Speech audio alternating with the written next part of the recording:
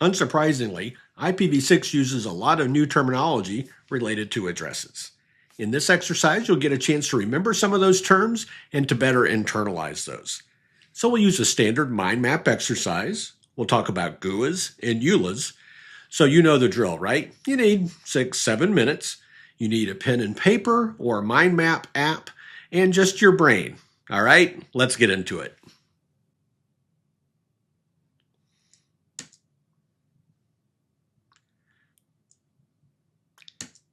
With each of these phases, take 2, maybe 3 minutes. And when you start to slow down in that phase, it's okay to move on. We're not looking for you to be perfect with your output. The goal is to just get a little exercise and have your brain remember some things and reorganize them so you remember them better for long-term memory. All right? So again, it's not the output, it's the exercise. So your seed term, your first term that I give you here is IPv6 address. Everything else comes out of your brain onto paper and then back into your brain. So phase 1, you just make a list. Every term you can think of, starting with IPv6 address, every related term, write it down. If you can't think of a term, but you can think of an idea, as few words as possible, describe the idea. All right? So make your list, take 2, at most 3 minutes. I'll give you a few seconds to hit pause and go do it right now.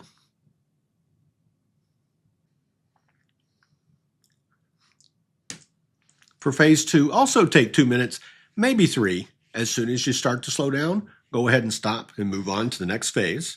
So what you do is you take your list and turn it into a mind map. What do I mean by that? You put the seed term in the middle, and then terms that go together, put them together physically. Just group them together somewhere on your page. And other terms that go together, group them together. And terms that you can't figure out what they go with, list them out separately. That's the idea. It helps your brain organize things. So go ahead and take a few moments, pause, and go do phase 2.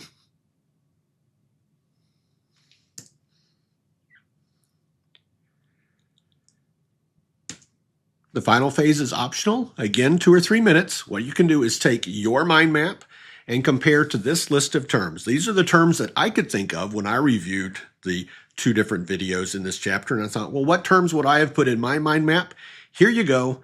They're in alphabetical order other than the seed term up here. I even put the prefixes for some of the key addresses here. You may not have thought to do that. But anyway, if you want to hit pause and take a few minutes and adjust your list based on my list, feel free to do so here at phase 3.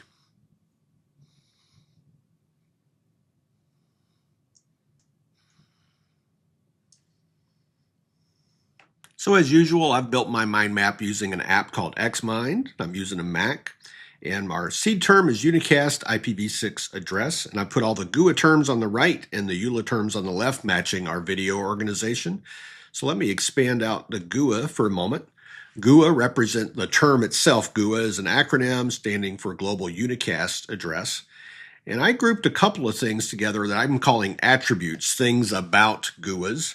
And the prefix per the IANA reservation of addresses is 2000:/3, meaning all addresses whose first 3 bits match the bit pattern in that number 2000::, which happens in more plain English to be all addresses that begin with a 2 or a 3 in hex. And these are public addresses, in contrast where ULAs are private addresses, if you will.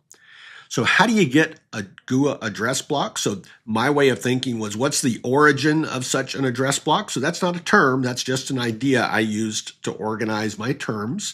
So some of this is kind of like metadata about the terms in how I'm doing my notes. You can do it any way you want. There's not a right or wrong here, right? It's just organizing ideas in terms for your memories, so it'll be in your long-term memory. So how do you get these? Well, IANA owns the address space. They have an administrative process, and they get help and support from 5 global regional registries spread around the globe, and internet service providers work with the RIRs. So you and I, working at a company, would go to an RIR or an ISP and be allocated our global unicast address prefix, called a global routing prefix.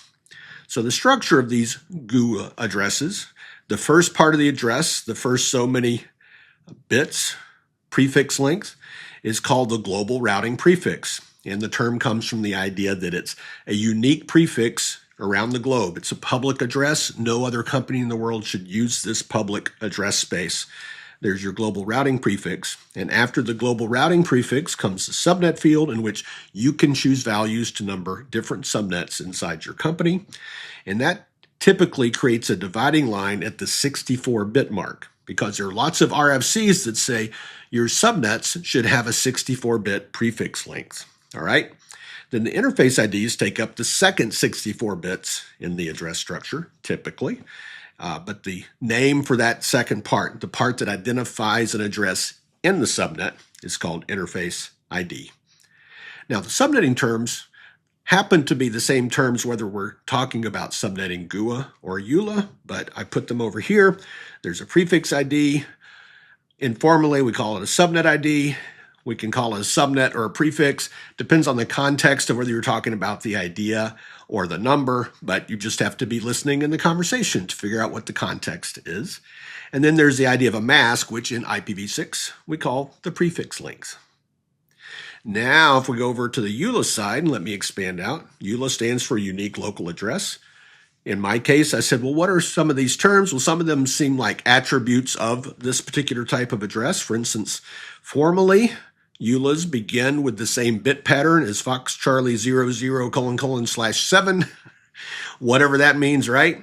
And what that boils down to is all addresses that begin with Fox Charlie or Fox Dog, but then another bit of the RFC then defined another bit had to be a certain value, meaning that in practice, these addresses begin with Fox Dog in the first 2 digits.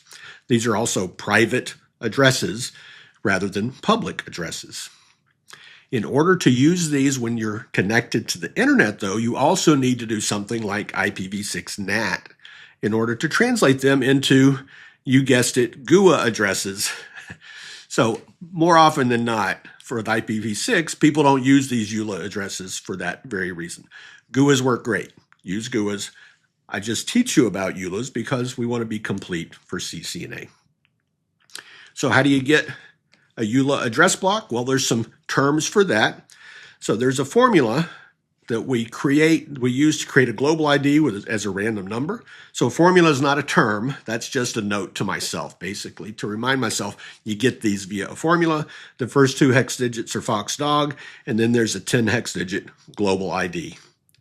So the structure of a ULA, so again, structure is not a term. It's just an organizing term for me in my mind map.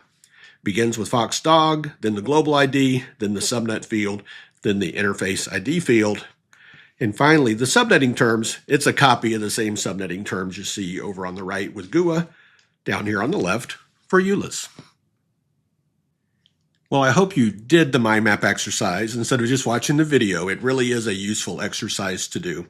But if you're looking for more exercise, click on the left for that video. It's a video that sets you up with a lab exercise that you can do in Cisco Packet Tracer that helps you practice unique local addresses, or ULAs.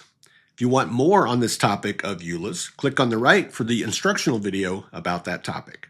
Hey, thanks for taking the time, and I'll see you in the next video.